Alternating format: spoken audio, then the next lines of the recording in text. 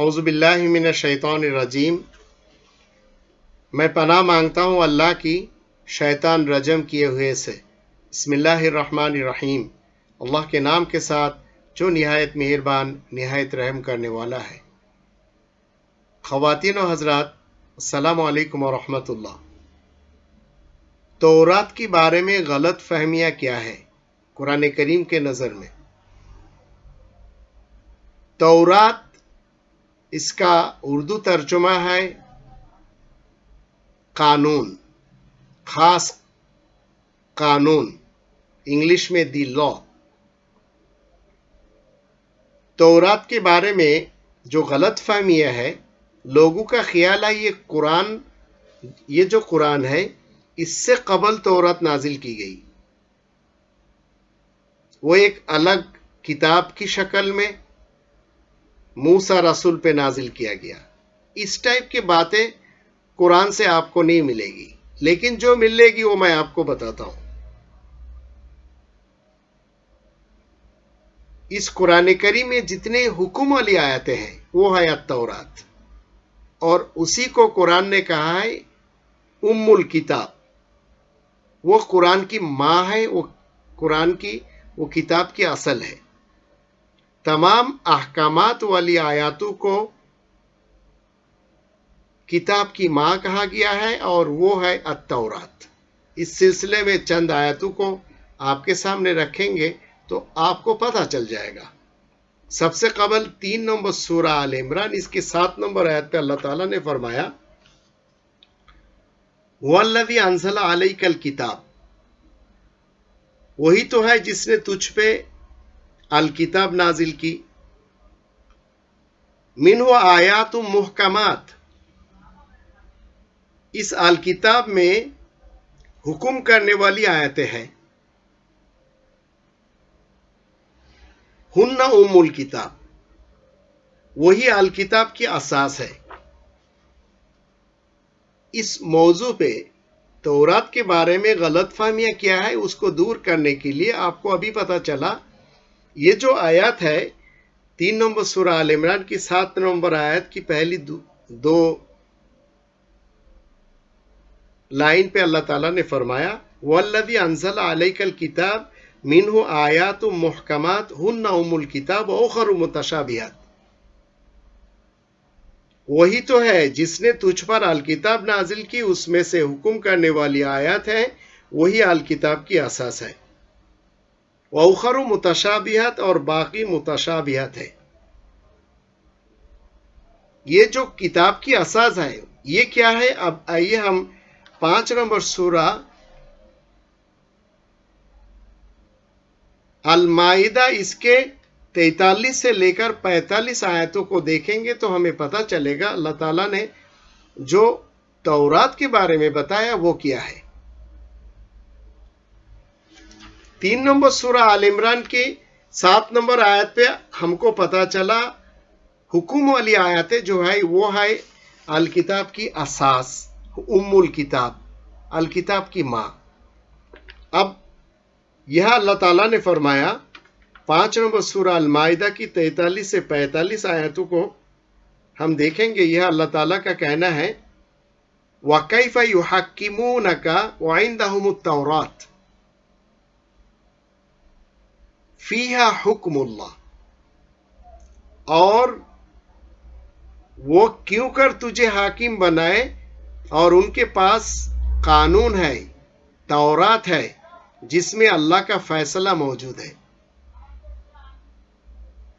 اس الکتاب، یہ جو لکھی ہوئی کتاب ہے، اس میں 3 نمبر سورہ آل عمران کے 7 نمبر آیت پہ اللہ تعالیٰ نے فرمایا ایک لکھی ہوئی کتاب اللہ نے نازل کیا جس میں حکم کرنے والی آیاتیں ہیں، اور وہی آیات جو ہے ام الکتاب ہے، حکم کرنے والی۔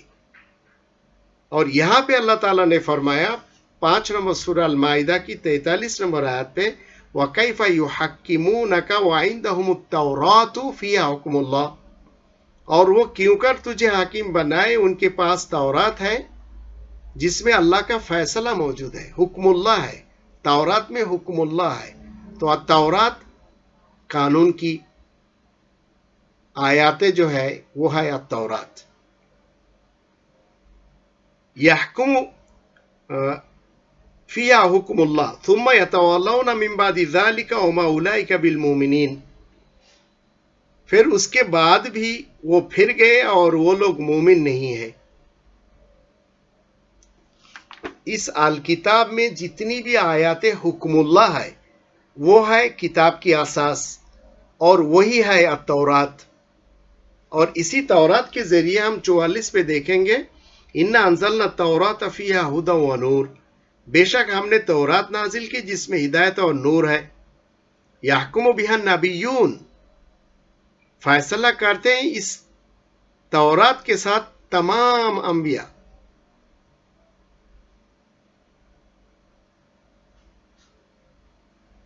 یہاں تمام نبیوں کے ساتھ جو ہے یہ الکتاب، یہ التورات جو ہے تمام نبیوں کے ساتھ رہا ہے، اور تمام نبیوں کے طرف سے جو فیصلہ دی جاتی رہی وہ ہے اس حکم علی آیاتوں کے ذریعے، جس کو التورات کہا جاتا ہے. وہ الکتاب میں ہی موجود ہے. وہ کیا کیا ہے وہ ہم دیکھتے ہیں.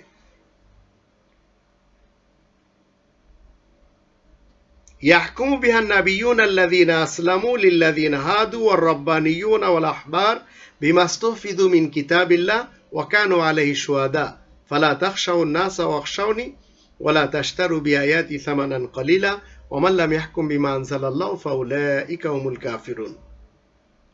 یہاں جس بات کو علماء ربانی سمجھتے ہیں وہ ہے انا انزلنا التورات. یہ تورات جو ہے یہ واحد ہے، اور نبیون جو ہے یہ جمع ہے. تمام نبیوں کے ساتھ واحد التورات جو ہے یہ فیصلہ کی جو کتاب ہے، اس کے اندر جتنی فیصلہ دینے والی حکم اللہ جو ہے وہ سب نبیوں کو دی گئی. اچھا، اس کے بعد دیکھتے ہیں ہم بے شک ہم نے تورات نازل کی جس میں ہدایت اور نور ہے، فیصلہ کرتے ہیں اس کے ساتھ انبیاء جنہوں نے فرمانبرداری کی ان لوگوں کے واسطے جو ہاد ہوئے، اور مشائخ اور علماء ساتھ جو کہ حفاظت کرائے گئے ہیں انہیں اللہ کی کتاب سے، اور وہ اس پر شاہد ہے. پس تم لوگوں سے نہ ڈرو اور صرف مجھے سے ڈرو، اور میری آیات کو تھوڑی قیمت پر نہ بیچو.